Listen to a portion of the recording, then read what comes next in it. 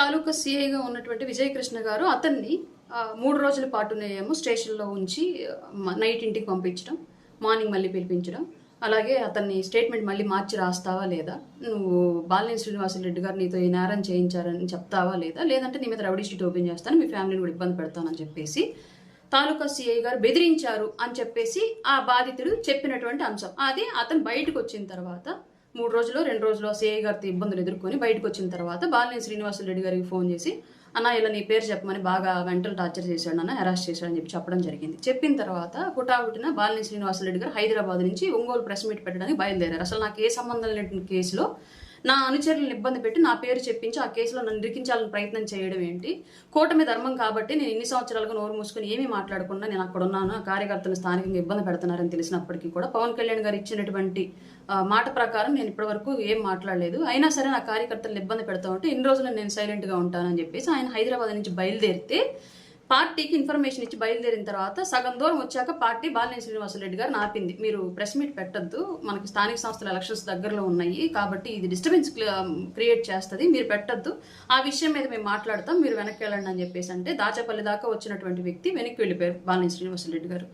తర్వాత ఏం జరిగిందనేది తెలియదు మనకి, బట్ ఆ సిఐ గారు అక్కడే ఉన్నారు. ఏం జరుగుతుందనేది మనకి ఇంకప్పుడు ఆయన ప్రెస్ మీట్ అన్నారు, వెళ్ళాము, ఎందుకు సార్ అంటే ఇది కారణం అని చెప్పారు. సరే అన్నాం. తర్వాత మధ్యలోనే ఫోన్ చేసి వెనక్కి వెళ్తున్నానమ్మా, సార్ ఇలా చెప్పారు, పార్టీ ఆఫీస్ నుంచి ఇలా ఇన్ఫర్మేషన్ వచ్చింది, వెళ్తున్నానని చెప్పామన్నారు. ఓకే సరే సార్ అని చెప్పేసి వచ్చేసాం. ఇంకా తర్వాత మేము పట్టించుకోలేదు, ఆ విషయం గురించి మాట్లాడలేదు. బట్ నిన్న మళ్ళీ బాలినేని శ్రీనివాసరెడ్డి గారు రావడానికి కారణం ఏంటి అంటే, బొమ్మినేని మురళిని ఎలా అయితే బెదిరించారో సిఐ గారు బెదిరించారని బొమ్మినేని మురళి చెప్తున్నారు కాబట్టి, అట్లాగే ఒక క్రషర్ ఉంటుంది చేమకుర్తిలో, ఆయన పేరు నరసింహారెడ్డి ఏదో పేరు, బాలినేని శ్రీనివాసరెడ్డి గారి మనిషిది ఆ క్రషరు. వాళ్ళు ఏదో డస్ట్ వస్తుంది క్రషర్లో నుంచి, ఆ డస్ట్ తోలుకుంటున్న క్రమంలో మైన్స్ మీద చెస్ కలెక్షన్కు దేనికో ఏఎంఆర్కి ఇచ్చినట్టున్నారు. ఏఎంఆర్ వాళ్ళు ఆ ట్రక్ను ఆపారు. ట్రక్ను ఆపితే ఈ మైన్ ఆ క్రషర్ ఓనర్కి అండ్ ఏఎంఆర్ వాళ్ళకి మధ్య ఒక గొడవ జరిగింది. అది పోలీస్ స్టేషన్లో కేసు నమోదైంది, కొట్లాట కేసు. అంటే వైలేట్ చేసిన అక్కడ పీస్ని వైలేట్ చేసి ఒకళ్ళు మాట్లాడుకొని గొడవలు పడ్డ కేసు నమోదైంది. నమోదైతే దాన్ని నరసింహారెడ్డి గారు బాలినేని శ్రీనివాసరెడ్డి గారికి చెప్పారు, అన్న ఇలా జరిగింది, ఏఎంఆర్లు గొడవైంది, వాళ్ళకి నాకు కేసు పడింది అని చెప్పేసి అంటే, ఏఎంఆర్కి సంబంధించినటువంటి రాజేష్ అనేటువంటి ఒక ఆయనకి బాలినేని శ్రీనివాసరెడ్డి గారికి ఫోన్ చేసి, మనవాడండి వాడు, మీరు తెలియక గొడవ పడ్డట్టున్నారు, అది నేను మాట్లాడతాను, మీరు కేసులు వాపస్ తీసుకుంటారు అని చెప్పేసి అంటే, సరే అని చెప్పేసి వాళ్ళు ఒప్పుకున్నారు. కేసు వాపస్ తీసుకోమని వెళ్ళినటువంటి పర్పస్లో మళ్ళీ సిఐ గారు, అదే సిఐ గారు సదరి నరసింహారెడ్డి గారికి ఎవరికో, నువ్వు వాసుతో ఫోన్ చేపిస్తే నేను తీసేస్తానా ఏంటి, మామూలుగా అయితే మామూలు కేసు పడింది మీద పెట్టి కేసు, ఇప్పుడు దాన్ని వేరేలాగా నేను కడుతున్నాను చూసుకోమని చెప్పేసి హత్యాయత్నం కేసు ఏదో కట్టారంట ఎఫ్ఐఆర్. ఇది జరిగినటువంటి విషయం. ఇది ఆయన మళ్ళీ బయటకు వచ్చి నరసింహారెడ్డి గారు వాసు గారికి ఫోన్ చేసి ఇట్లా జరిగింది, సిఐ ఇట్లా చెప్పాడు అని చెప్పడం జరిగింది. ఈ మధ్యలో మళ్ళా మురళి విషయానికి నరసింహారెడ్డి విషయానికి మధ్యలో సదరు సిఐ గారు మన పార్టీలో ఉన్నటువంటి ఒకళ్ళిద్దరు పెద్దలకు ఫోన్ చేసి, సార్ నాకు పైనుంచి ఒత్తిడి ఉంది, అందుకే నేను ఆయన మీద ఇట్లా ప్రెజర్ చేయాల్సి వచ్చింది, నన్ను ఎక్స్క్యూజ్ చేయమని చెప్పండి, నేను జనరల్ ట్రాన్స్ఫర్లో భాగంగా వెళ్ళేంత వరకు నన్ను ఇక్కడే ఉంచమని చెప్పండి అని చెప్పేసి కొందరెవరు మన పార్టీ పెద్దలకు కూడా ఫోన్లు చేసి రిక్వెస్ట్ చేసుకున్నారు అని చెప్పేసి నాకు తెలిసినటువంటి సమాచారం. అది త్రూ వాసు గారి ద్వారానే తెలిసింది. ఇలా పలానా మన పార్టీ నాయకుడికి ఫోన్ చేసి మాట్లాడాడంట, ఆయన నాకు చెప్పారు. పేర్లు వద్దు, వాళ్ళు మాట్లాడాలనుకుంటే వాళ్ళు మాట్లాడతారు, నేను మాట్లాడడం కరెక్ట్ కాబట్టి నేను చెప్పట్లేదు. ఇది జరిగిన విషయము. దానికి ఇంకా ఆయనకు వాసు గారికి ఎన్ని రోజులు నేను సైలెంట్గా ఉన్నాను, ఆల్రెడీ పార్టీ అధిష్టానానికి చెప్పాను, బట్ యాక్షన్ తీసుకున్నారు లేదన్నా నాకు తెలియదు. బట్ ఆ తాలూకా సిఐ గారి ప్రతిస్పందన మళ్ళీ ఇప్పుడు కూడా అలాగే ఉంది. ఇంక ఇట్లా అయితే ఎక్కడన్నా హత్యానేరాలు జరిగిన అందులో వాసు ఉన్నాడని చెప్పండి అని చెప్తారు, బెదిరిస్తారు కావాలని, లేదంటే ఇంకేదైనా తెఫ్ట జరిగిన అందులో వాసు గారి దమ్మంటే తీసుకెళ్ళామని చెప్పమంటా ఉంటారు, లేదంటే వాసు గారి కార్యకర్తలు క్యాడర్ చేశారని చెప్పిస్తారు, దొంగలతో అయినా అంతకులతో ఎవరితో అయినా సరే. ఇంక డిపార్ట్మెంట్ వాళ్ళు ఇట్లా వన్ సైడెడ్గా ఉంటాం, లేదంటే వాళ్ళే క్రైమ్ని ఇటు చెప్పండి అని చెప్పేసి క్రైమ్ని మోడలేట్ చేయడం తప్పు కదా. ఈ విషయాన్ని నేను డెఫినెట్గా మాట్లాడతానని చెప్పేసి వచ్చి ప్రెస్ మీట్ పెట్టిన క్రమంలో స్థానిక ఎమ్మెల్యే గారి వల్ల జరుగుతోంది అని చెప్పేసి ఆయన భావించారు కాబట్టి సదరు సిఐ గారు కూడా పైన ఉన్నటువంటి ఒత్తిడి వల్ల చేశానని చెప్పేసి పార్టీలో ఉన్నటువంటి కొందరు ఫోన్ చేసి మాట్లాడడం జరిగింది. కాబట్టి ఈ విషయం మీద బాలినేని శ్రీనివాసరెడ్డి గారు ప్రెస్ మీట్ పెట్టడం జరిగింది. ఆ తర్వాత ఈయన ప్రెస్ మీటు, మళ్ళా జనార్దన్ గారి ప్రెస్ మీటు, మళ్ళా వాసు గారి ప్రెస్ మీటు, ఆ తర్వాత కమిటీ మాట్లాడడం, ఇదంతా జరిగిన విషయం మీకు తెలిసిందే. ఇది వాస్తవం. ఇది నేను లైవ్లో ఉన్నాను కాబట్టి ఇదే జరిగింది, ఇది వాస్తవం, ఇది నాకు తెలుసు. ఇది ఇంకోటి సిఐ గారికి నాకు ఎలాంటి వైరం లేదు. ఎందుకంటే ఇప్పటికి కూడా ఆ తాలూకా ప్రెమిసెస్లో ఏదైనా జనసేన కార్యకర్తకో ఇంకొకరికో నాకు తెలిసిన వాళ్ళకో ఇష్యూ వస్తే ఇమ్మీడియట్గా నేను ఫోన్ చేస్తే రెస్పాండ్ అవుతారు. కన్సర్న్ సెక్టార్ ఎస్ఐకి ఫోన్ చేసి మరి అరుణ గారిది ఏదో ఇష్యూ ఉందంటే చూడండి వాళ్ళకి చేసి పెట్టండి అని చెప్పేసి చెప్తారు. నాకు చాలా చక్కగా రెస్పాండ్ అవుతారు, నాకు ప్రయారిటీ ఇస్తారు. సిఐ గారితో నా వ్యక్తిగతమైన కంప్లైంట్ అయితే ఏమీ లేదు. ఆయనకు సంబంధించి నేనేమి దీన్ని చేయట్లేదు నెగిటివ్గా. కానీ జరిగిన విషయం చెప్పాలి కాబట్టి 100% చెప్తున్నాను. నాకు ఫేవర్ చేశారు కదా అని తప్పు జరుగుతుంటే సమర్థిస్తానంటే అది నా వ్యక్తిత్వం కాదు. కాబట్టి తప్పును తప్పుగా చెప్పాలి, మంచిని మంచిగా చెప్పాలని నా ఉద్దేశం. ఇక్కడ నేను ఎవరి సైడ్ కాదు, మధ్యలో ఉన్నాను కాబట్టి విషయం చెప్తున్నా. ఇంకో నెక్స్ట్ విషయము, బాలినేని శ్రీనివాసరెడ్డి గారు మాట్లాడిన మాటలకి కౌంటర్ ప్రెస్ మీట్గా గౌరవ జనార్దన్ గారు ప్రెస్ మీట్ పెట్టి కొన్ని మాటలు మాట్లాడారు. సరే వాటన్నింటినీ నాకు సంబంధం లేదు, అది వాళ్ళిద్దరు ఎలా చూసుకుని నాకు సంబంధం లేదు. కానీ ఒక మాట అన్నారు, అది ఖచ్చితంగా కూటమికి దెబ్బేసేటువంటి విషయం, భవిష్యత్తులో మా గొంతులో వెలక్క అడ్డుపడి ఉంటే అంశం అది కూటమిని డిఫెండ్ చేసేటప్పుడు. ఏంటంటే అది స్టేషన్లో ఉన్న ఒంగోలులో ఉన్నటువంటి ఒంగోలు పరిధిలో ఉన్నటువంటి సిఐలు అందరినీ నేనే తెచ్చుకున్నాను, డిఎస్పీ గారిని నేనే తెచ్చుకున్నాను, ఏం చేసుకుంటారో చేసుకోండి అని మాట్లాడడం.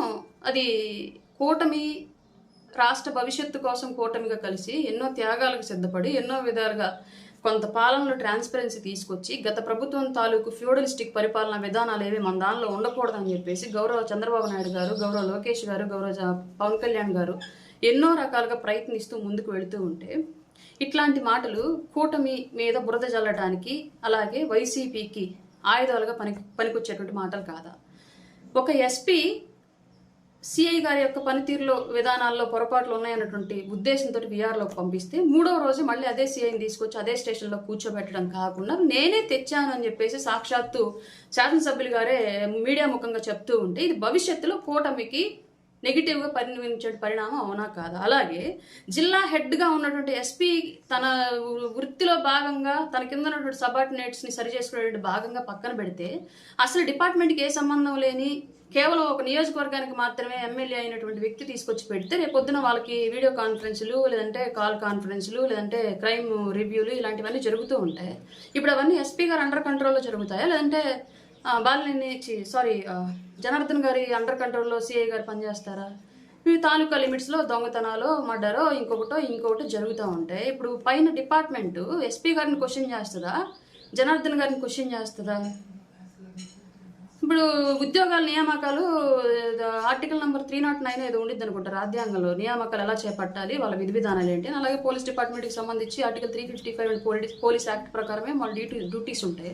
అవన్నీ హోమ్ శాఖ అండర్ కంట్రోల్లోనూ అండ్ డిపార్ట్మెంటు హైరార్టీసీ చేతుల్లోనూ ఉంటాయి. వీటన్నిటి ప్రకారం ఇంత చేసినప్పుడు వాళ్ళు హైరార్టీకి సంబంధం లేకుండా ఎమ్మెల్యేల చేతుల్లోనే సిఐ నుండి వాళ్ళ ఇష్ట ప్రకారమే చేసే పని అయితే ఇంక ఇది నియామకాలంతా ఎందుకు, ప్రభుత్వానికి ఖర్చులని ఎందుకు, ప్రజా ఖజానా మీద భారం అంతా ఎందుకు? సింపుల్గా ఎవరు అధికారంలో ఉంటే ఎవరు ఎమ్మెల్యే అయితే వాళ్ళ మనుషులను తెచ్చేసుకొని పెట్టేసుకోవచ్చు కదా. ఇప్పుడు ఫిట్నెస్తో కూడా పెద్దగా పని లేదు డిపార్ట్మెంట్కి. వాళ్ళు పాపం ఎస్ఐలు అవ్వాలి, సిఐలు అవ్వాలని చెప్పేసి ఏళ్ల తరబడి నోరు కట్టేసుకొని దేహదారుడ్యం కోసం రకరకాలుగా ప్రయత్నాలు చేసుకొని వాళ్ళు కష్టపడి ఉద్యోగాలు ఒంటి మీదకి యూనిఫామ్ తెచ్చుకొని ఒక గర్వంగా ఫీల్ అయ్యి వాళ్ళు వచ్చి రాజకీయ నాయకుల చేతుల్లో పనిచేయాలా? అట్లానప్పుడు వాళ్ళ మనుషుల్లో పెట్టుకుంటే ఈ గవర్నమెంట్ ఉన్నప్పుడు ఈ గవర్నమెంట్ మనుషులు, ఇంకో గవర్నమెంట్ పోతే ఇంకో గవర్నమెంట్ మనుషులు వాళ్ళకి ఇష్టం వచ్చినట్టు పెట్టుకుని పనులు చేయించుకోవచ్చు. ఇంకా లా అండ్ ఆర్డర్ ఎందుకు, దానికి ఒక సిస్టమ్ ఎందుకు, దానికి మళ్ళీ ఐజీ, డిఈజీ, మిగతా డిఎస్పీలు, ఎస్పీలు, ఇంక ఇవన్నీ ఎందుకు? ఈ సిస్టమ్ అంతా ఎందుకు? అవసరం లేదు కదా. ఇప్పుడు రేపు పొద్దున ఏదైనా సమస్య వస్తుంది తాలూకా ప్రెమిసెస్లో, ఇప్పుడు ఎస్పీ గారిలో లేదంటే ఇంకొకరిని సస్పెండ్ చేస్తారు, కానీ జనార్దన్ గారు సస్పెండ్ చేయరు కదా డిపార్ట్మెంట్ వారు, హైరార్టీసు, సంబంధిత పోలీస్ శాఖ, మంత్రిత్వ శాఖ ఎవరు కూడా. రెస్పాన్సిబుల్ ఎవరు దీనికి? ఓపెన్గా మీడియా ముందు చెప్పడం ఏంటి? జరిగేదంతా అదే జగమెరిగినటువంటి రహస్యం అంటారు, ఆ చెవులో చెప్తారు కానీ ఊరంతరకు తెలుసు అన్నట్లుగా. ఇది ఓపెన్గానే తెలిసిన విషయమే, ఎవరు అధికారంలో ఉంటే వాళ్ళకి అనుకూల వస్తువులను తీసుకొచ్చుకొని పెట్టుకోవడం అనేది. బట్ మీడియా ముఖంగా చెప్తే రేపొద్దున అదంతా మా భుజాల మీద భారమై కూర్చుంటుంది కదా. నేనే కాదు, టీడీపీ అధికార ప్రతినిధితో ఇంకొకరు మాట్లాడాల్సి వస్తుంది. ఆపోనెంట్లో సరైనటువంటి వైసీపీ వ్యక్తి కనుక ఉంటే ఈ పాటికి ఒంగోలు సరైనగా ఉన్నట్టయితే వైసీపీ వాళ్ళు ఈ పాటికి తగులుకొని ఉండాల్సింది వాళ్ళు మీడియా ముఖంగా. అంటే ఇప్పుడు ఒక టీడీపీ వ్యక్తికి ఒక వైసీపీ వ్యక్తికి గొడవ అవుతుంది సపోజు, అక్కడ న్యాయం ఆలోచించకుండా ఎమ్మెల్యే గారు సైడ్ తీసుకుంటారనే అర్థం. తప్పు వైసీపీ వాళ్ళ వైపు లేదు, ఒక జనసేన టీడీపీ లేదానికి ఇష్యూ అవుతుంది, అక్కడ కూడా ఎమ్మెల్యే గారు సైడ్ తీసుకుంటారు. ఎమ్మెల్యే మనిషి నేనే పెట్టించానని ఎమ్మెల్యే గారు చెప్తున్నారు ఓపెన్గా. ఏంటిది నాకు అర్థం కాలేదు నిజంగా. ఇంకొకటి అది అలా అలా ఉంటే ఇప్పుడు జిల్లా ఎస్పీ గారు సంబంధం లేకుండా జరుగుతుందా అంటే ఏమో మరి ఆయనకు సంబంధం లేకుండా జరుగుతుందని స్థానికంగా జరుగుతున్నటువంటి విషయం ఇది. అసలు ఒక్క సిఐ గురించి రెండు పెద్ద పెద్ద వ్యక్తుల మధ్య, రెండు పార్టీల మధ్య ఇంత అగాధం వస్తూ ఉంటే ఎందుకు ఇంత ఉపేక్షిస్తున్నారు అనేది నాకు కూడా అర్థం కాని విషయం. మీకు ఒకవేళ క్యాస్ట్ ప్రయారిటీ ఏమన్నా ఉంటే వేరే అదే క్యాస్ట్ నుంచి వేరే వాళ్ళని తెచ్చుకొని పెట్టుకోవచ్చు కదా. బోల్డ్ ఎలిగేషన్స్ ఏవో వస్తున్నాయంట. నేను అక్కడ కూడా ఎవరినో ఒక లేడీని తీసుకొచ్చి కూర్చోబెట్టారు. ఆ మాట్లాడుతున్న నాకు లిటరల్గా మీడియా మమ్మల్ని మేము కనిపించలేదు కాబట్టి మీకు కనిపించి ఉండకపోవచ్చు. ఆమె మాట్లాడుతున్న నా కళ్ళలో నీళ్ళు వచ్చినాయి. ఏంది ఇట్లా జరుగుతుందా అని చెప్పేసి. జరుగుతుందా అంటానికి నా జీవితం కూడా ఒక ఉదాహరణ. గత గవర్నమెంట్లో ఎస్ఆర్కే రెడ్డి అదే తాలూకా సీఐగా ఉండేవాడు. ఇప్పుడు పొదలకూరులో ఉన్నాడు. వేమిరెడ్డి సోమిరెడ్డి చంద్రశేఖర్ రెడ్డి గారు పని కట్టుకుని తీసుకెళ్లారు. ఫస్ట్ టర్మ్లోనే జాయినింగ్ అయ్యాడు అనుకుంటాను ఆయన. లోకేష్ గారు నెగిటివ్ బుక్లో ఉన్నప్పటికీ కూడా సోమిరెడ్డి చంద్రశేఖర్ రెడ్డి గారు బతిలు అడుగుని తీసుకెళ్లిపోయారు ఎస్ఆర్కే రెడ్డి గారిని. ఆయన సేమ్ ఇలాగే నన్ను ఇలాగే బెదిరించాడు. అప్పుడు వైసీపీకి ఫేవర్గా, వాసు గారికి అనుకూలంగా, వాసు గారు మనుషులు చెప్తే వాసు గారికి తెలియదు ఈ విషయం. మళ్ళీ ఎందుకంటే వాసు గారిని కలవడానికి వెళ్తేనే నన్ను బెదిరించాడు. ఆయన గెలిస్తే వేరేలాగా చేస్తానని చెప్పేసి. అది జరుగుతుంది, ఆ విషయం నాకు తెలుసు. నేను నా మహిళ మాట్లాడుతుంటే నా గతం నాకు గుర్తొచ్చి కళ్ళంటి నీళ్ళు వచ్చాయి నాకు. ఈ విషయం అందరికీ తెలుసు ఒంగోలు, కానీ ఎవరు పాప మాట్లాడరు బయటికి. ఇలా జరుగుతుంటే ఇవన్నీ మాట్లాడాల్సిన బాధ్యత గౌరవ హోమ్ మినిస్టర్ గారి మీద, ఐజీ గారి మీద, డిఐజీ గారి మీద, ఎస్పీ గారి మీద బాధ్యత ఉందా లేదా ఇట్లా జరుగుతూ ఉంటే? అసలు ఎస్పీ గారు పక్కన పెట్టినటువంటి వ్యక్తిని తీసుకొచ్చి ఎమ్మెల్యే గారు పెట్టుకోవడం ఏంటి, దాని వ్యవస్థ సమర్థించడం ఏంటి నాకు అర్థం కాలేదు. ఇంత గొడవలు జరుగుతుంటే ఇప్పటికి కూడా ఈ విషయం గురించి అధిష్టానాలు దృష్టి పెట్టకపోవడం ఏంటని ఇది కూడా నాకు అర్థం కాలేదు. ఇంకా నెక్స్ట్ విషయం మాట్లాడదాం. జాయినింగ్స్. ఫస్ట్ విషయం, నేను ఓపెన్గా పాలిటిక్స్ చేస్తానండి, ఇదైతే క్లియర్. నేను స్ట్రైట్గా ఏమున్నా సరే మనసులో ఒకలాగా, మైండ్లో ఆలోచన ఒకలాగా, ముందు బిహేవియర్ ఒకలాగా నేను ఉండను. గతంలో వైసీపీలో బాలినేని శ్రీనివాసరెడ్డి గారు ఉన్నారు కాబట్టి ముమ్మాటికి బర్రాబర్ విమర్శించా. అది కాస్త ఘాటుగా ఉండొచ్చు, తిట్లు పూర్వకంగా ఉండొచ్చు. అందులో చాలా టీడీపీని కూడా విమర్శించాను, లోకేష్ గారిని విమర్శించాను, చంద్రబాబు నాయుడు గారిని విమర్శించాను. ఇంకా ఎవరైనా ఆ పార్టీలో అప్పుడు కళ్యాణ్ గారిని లేదంటే జనసేనని నెగిటివ్గా మాట్లాడుంటే వాళ్ళని కూడా డెఫినెట్గా విమర్శించి వాళ్ళకి నా సోషల్ మీడియా అకౌంట్స్లో అవి అలాగే ఉంటాయి. నేను డిలీట్ కూడా చేయాలో చూసుకోండి కావాలంటే. వన్స్ పవన్ కళ్యాణ్ గారు కూటమి అన్న తర్వాత ఇప్పటి వరకు నాకు ఎంత ఇబ్బంది జరిగినా స్థానికంగా కనీసం నేను కష్టపడ్డా, నాకు కనీసం ప్రయారిటీ ఇవ్వకపోయినా సరే లోకల్గా, ఈ రోజుకి నేను ఒక్క మాట టీడీపీకి యాంటీగా మాట్లాడలా. ఒక్క మాట కూడా. నాకు టీడీపీ కోవర్ట్ అని పార్టీలో ఉన్నటువంటి కొందరు వ్యక్తులు ముద్ర వేసే ప్రయత్నం చేస్తూ నా ముద్ర పడుతున్నప్పటికీ ఇవాళకి కూడా నేను యాంటీ టీడీపీ మాట్లాడలా. ఎందుకంటే పవన్ కళ్యాణ్ గారు నాకు ఇంకా ఆయన ఏ కూటమి అయితే అన్నారో ఆ కూటమిని ఆయన బ్రేక్ చేయలేదు. ఆయన బ్రేక్ చేయనంత వరకు నేను బ్రేక్ చేయను. ఏం జరిగినా సరే, నాకు నష్టం జరిగినా లాభం జరిగినా నేనైతే కూటమికి యాంటీ వాయిస్ మాట్లాడను. పవన్ కళ్యాణ్ గారికి వ్యతిరేకంగా ఒక్క స్టాండ్ కూడా నేను చేయను. అందులో భాగంగా నేను ఒక్క మాట కూడా ఇప్పుడెప్పుడు మాట్లాడలేదు. వాసు గారిని గతంలో మాట్లాడాను. వైసీపీ జనసేనలోకి వచ్చిన తర్వాత పవన్ కళ్యాణ్ గారు ఆయనతో కలిసి నడవాల్సింది మీరు అన్నారు కాబట్టి తూచా తప్పకుండా ఫాలో అవుతాను. అలాగని నేను వచ్చి జనార్దన్ గారి మీద లేదంటే టీడీపీ వాళ్ళ మీద చాడీలు చెప్పడం, లేదంటే జనసేనలో ఇంకెవరైనా చాడీలు చెప్పడం, ఇలాంటివి ఎప్పుడు చేయలే. ఇప్పటి వరకు ఎవరి దగ్గర చేయను కూడా. నాకు బేసికల్లీ నా వ్యక్తిత్వం అది కాదు. ఒక వ్యక్తితో మాట్లాడేటప్పుడు వాళ్ళ గురించో, నా గురించో, మా పని గురించో మాట్లాడదు. థర్డ్ పర్సన్ గురించి అసలు డిస్కషనే నాకు ఇష్టం ఉండదు. నా సమయాన్ని ఎవరి గురించో వెచ్చించడం నాకు ఇష్టం ఉండదు. ఇది నా వ్యక్తిత్వం. అయితే ఇప్పుడు నా అకౌంట్లో ఉన్నటువంటి పాత పోస్టులను తీసుకొచ్చి ఒంగోలు టీడీపీ వారు, లేదంటే ఒంగోలు టీడీపీకి అనుకూలమైనటువంటి సోషల్ మీడియా టీడీపీ వారు పోస్టులు క్రియేట్ చేసి కొన్ని పాత తీసుకొని నా గురించి నెగిటివ్గా తిప్పుతున్నారు. వాసు గారిని నెగిటివ్ చేయాలనే ఉద్దేశంతో మధ్యలో నన్ను కూడా పావుగా వాడుతూ తిప్పుతూ ఉన్నారు. నేను ఒకటి అడుగుతానండి క్లియర్గా, బాధపడద్దు, ఇది కొంచెం ఘాటుగానే అడిగేదాన్ని బేసిక్గా. బట్ నేను సమయాన్ని ఉపయోగించుకుని నోరు జరిగేటువంటి ఉద్దేశం నాకు ఎప్పుడు ఉండదు కాబట్టి పొలైట్గానే అడుగుతున్నా. ఎంతమంది వైసీపీ వాళ్ళు బిఫోర్ ఎలక్షన్ టీడీపీలోకి వచ్చి టికెట్లు తీసుకుని వాళ్ళ మంత్రులుగాను ఎమ్మెల్యేలుగాను ఉన్నారు? వాళ్ళకి మీరు ఎట్లా టికెట్లు ఇచ్చారు? అప్పుడు వాళ్ళు వైసీపీలో ఉన్నప్పుడు మీ టీడీపీకి ఏడావరు అక్కడ ఇబ్బంది పడలేదా? జనసేనకి ఏడావరు ఇబ్బంది పడలేదా? అఫ్ కోర్స్ దీనికి మీరు మళ్ళీ వాళ్ళు మా పార్టీ గుర్తు మీద గెలిచారు అని చెప్పేసి ఏమన్నా సమర్థించుకుంటారేమో. పార్టీ గుర్తు మీద గెలిచారు, తీసిన వాళ్ళకి మంత్రులు కూడా ఇచ్చారు, అయిపోయింది. బిఫోర్ ఎలక్షన్ తర్వాత కూడా ఎంతమంది మీకు టీడీపీలోకి రాలేదు వైసీపీ వాళ్ళు? పరి పద్మశ్రీ కానివ్వండి, కళ్యాణ్ కానివ్వండి, ఎమ్మెల్సీలు ముగ్గురు ఏమి వచ్చారు. మోపిదేవి వెంకటరమణ గారు వచ్చినట్టున్నారు, బీసీ ఆయన కృష్ణయ్య గారు వచ్చినట్టున్నారు. వీళ్ళందరికీ మీరు ప్రయారిటీ ఇవ్వలేదా? ఇవన్నీ కూడా పవన్ కళ్యాణ్ గారిని అడిగి తీసుకున్నారా? మీకు పవన్ కళ్యాణ్ గారి పార్టీలోకి తీసుకోవాలనుకున్నప్పుడు మీకు చెప్పి తీసుకోవడానికో, లేదంటే మీ వ్యక్తిగత అభిప్రాయాలతో ఆయన పార్టీని బిల్డ్ చేసుకోవడానికో మీరు మాట్లాడడానికి కనీసం మీకన్నా అర్థమవుతుంది ఏం మాట్లాడుతున్నారు ఏంటి అనేది? అలాగే అడుగుతాను. ఒకప్పుడు సీనియర్ ఎన్టీఆర్ గారు మీకు నచ్చలేదు, దానికి చాలా సంఘటనలు ఉన్నాయి. బట్ నేను వాళ్ళ నా నోటితో నేను చెప్పను, ఎందుకంటే నేను చాలా గౌరవిస్తాను కూటమి కానీ టీడీపీ కానీ. నేను కష్టపడ్డాను మీకోసం, నేను పనిచేస్తున్నాను. భవిష్యత్తులో కూడా మీరు నేను కలిసి పనిచేయాలి కాబట్టి నేను నోరు జారను. ఏది కూడా ఏ టైం ఎలా ఉంటుందో తెలియదు రాజకీయాలు అన్నాక. కాబట్టి నా పరిధిలో నేను మాట్లాడతాను కాబట్టి ఇప్పుడు కూడా అదే చెప్తున్నా క్లియర్గా. గతంలో నచ్చినటువంటి సీనియర్ ఎన్టీఆర్ గారు ఇవాళ మీరు విగ్రహాలు 100 కోట్లు ఖర్చు పెట్టి 1000 కోట్లు ఖర్చు పెట్టి విగ్రహాలు పెట్టే స్థాయికి ఎట్లా నచ్చాడు అంటే అక్కడ ఏంటి మీకు సపోర్ట్ అయింది? సిచ్యువేషన్. అప్పుడు సిచ్యువేషన్ వ్యతిరేకంగా ఉంది కాబట్టి వ్యతిరేకించారు, తర్వాత సిచ్యువేషన్ పాజిటివ్గా ఉంది కూడా పాజిటివ్గా ప్రేమిస్తున్నారు విగ్రహాలు పెట్టేలాగా. మరి ఇదే విషయం బాలినేని శ్రీనివాసరెడ్డి గారిలోనో లేదంటే జనసేనకో లేదంటే పవన్ కళ్యాణ్ గారికో లేదంటే మాకు వర్తించదా? ఒకళ్ళు చేస్తే సంసారం ఇంకొకటి చేస్తే ఇంకొకటి ఏంటి?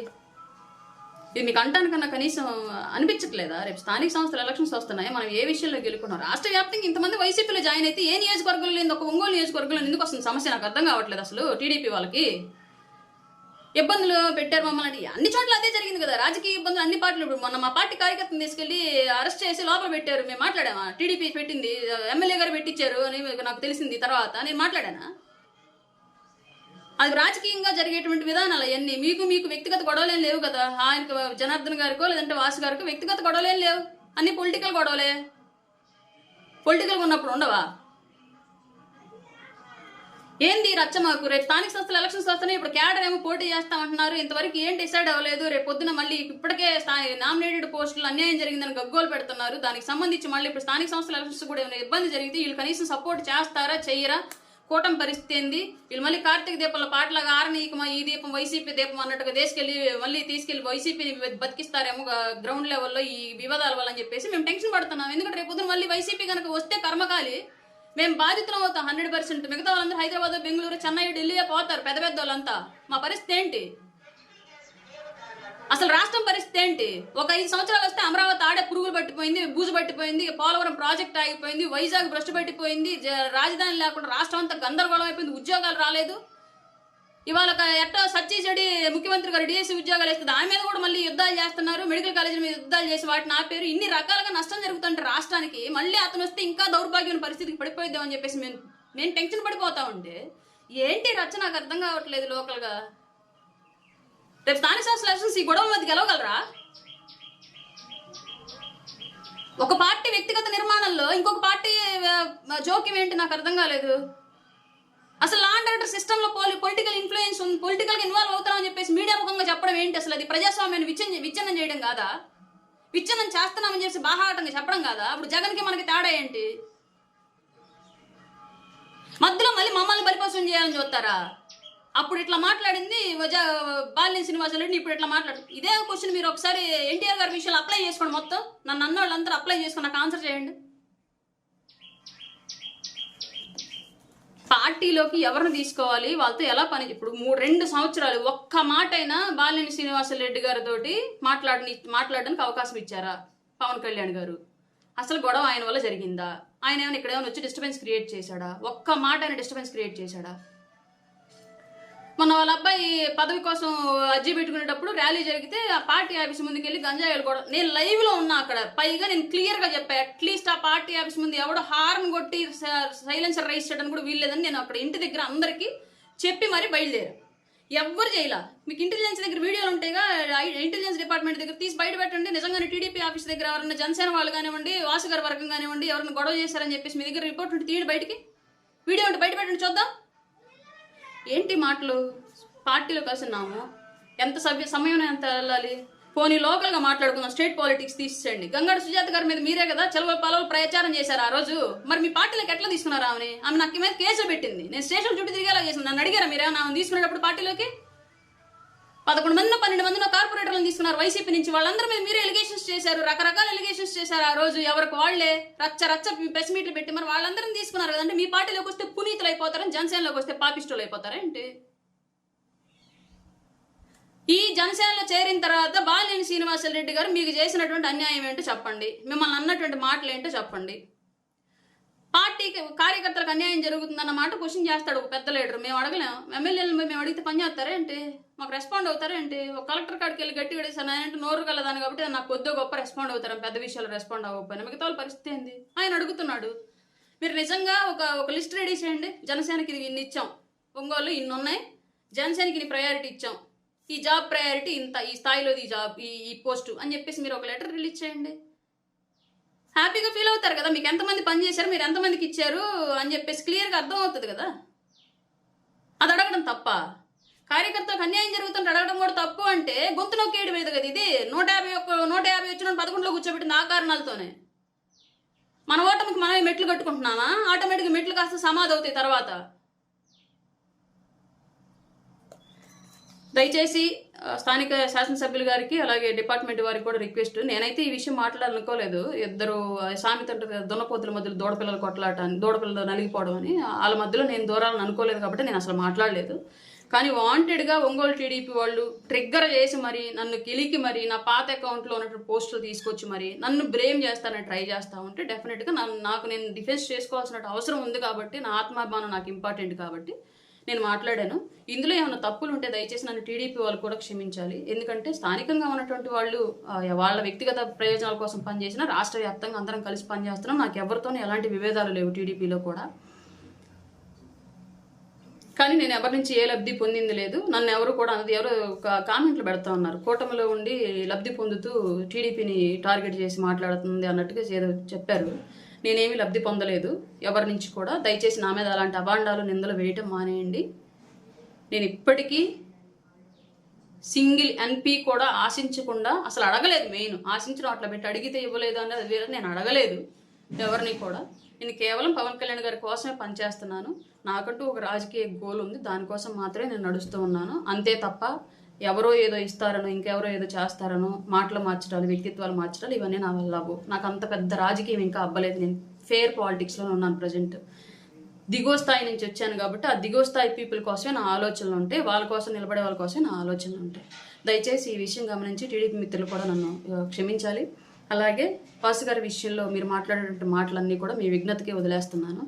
అలాగే రాజకీయంలో ఏ పార్టీలు ఎప్పుడు ఎవరు ఉంటారు, ఎవరి ఎజెండా ఏంటి, ఎవరు ఎలా మారుతారు, ఇవన్నీ కూడా చాలా ఇప్పుడు ఈ గవర్నమెంట్లోనే మనం చాలా చూస్తున్నాము. కూటమికి ముందు ఎలా ఉండేవాళ్ళం, కూటమికి తర్వాత ఎలా జరిగిందని చెప్పేసి ఇవన్నీ మీకు తెలియని కాదు. బట్ మీ ఇష్టం వచ్చినట్లుగా ఎవరినో బ్లేమ్ చేసి ఇంకెవరినో వాడుకొని పావులుగా ఇబ్బంది పెడదామని చెప్పేసేటువంటి ప్రయత్నాలు అయితే మానేయండి. ప్రత్యేకించి పోలీసులతో బానిసత్వం చేయించడం మానేసేయండి, పోలీసులతో క్రైమ్ చేయించడం మానేసేయండి. ఎందుకంటే పివి సునీల్ కుమార్, సిద్ధార్థ కౌశల్ ఇట్లాంటి వాళ్ళ సునీల్ కుమార్ ఠానాని ఇంకెవరెవరో ఉన్నారు కదా, సిద్ధార్థ కౌశల్ కాదు, సారీ ఆయనకేం లేదనుకుంటాను. జత్వాని కేసులో ఏం జరిగిందో వాళ్ళంతా ఎంత తిప్పలు పడుతున్నారో తెలిసిన విషయం. బట్ వాళ్ళ ఉద్యోగాలు ఇంపార్టెంట్. రాజకీయ నాయకుల చేతుల్లో పావులుగా మారిపోయారు కాబట్టి అంత పెద్దలు కూడా వాళ్ళ చట్టపరమైన సమస్యలు ఎదుర్కొంటున్నారు. అదే పరిస్థితి కూటమిలో జరగకుండా ఉండటం మంచిది. అలాగే డిపార్ట్మెంట్ వారు కూడా మీకున్నటువంటి రైట్స్ని మీరు వినియోగించుకోండి. అంతే తప్ప మరీ వన్ సైడెడ్గా వెళ్ళి ఇలాంటివి చేయడం తప్పు. దాన్ని ఖచ్చితంగా ఖండించాలి, మీరు కూడా మార్చుకోవాలి. ఎందుకంటే 5 ఏళ్ళకి ఒకసారి ఎలక్షన్ ప్రజల చేతుల్లోకి వెళ్తుంది. జడ్జిమెంట్ అనేది ఎవరికి పాజిటివ్ ఇస్తారో ఎవరికి నెగిటివ్ ఇస్తారో తెలియదు. జగన్ అనుకున్నాడా ఏంటి 150 నుంచి ఓడిపోతాను డిపాజిట్లు కూడా లేకుండా అని చెప్పేసి? అనుకోలేదు కదా. కూటమికైనా అంతే. మనం చేసే ప్రతి పని ప్రజలు గమనిస్తున్నారన్న విషయం మర్చిపోవద్దు. ఇదివరకిట్లాగా only electronic media and print media కాదు, ఇవాళ సోషల్ మీడియా వచ్చింది, క్షణాల్లో తెలిసిపోతుంది. ఈ విషయం మీరు గమనించుకోవాలి. తప్పుగా మాట్లాడుంటే క్షమించండి. ఏదైనా చట్ట వ్యతిరేకమైనటువంటి పదాలు వాడి ఉన్నా సరే నాకు తెలియక వాడినట్టుగా నేను భావించి క్షమించండి దయచేసి. నమస్కారం.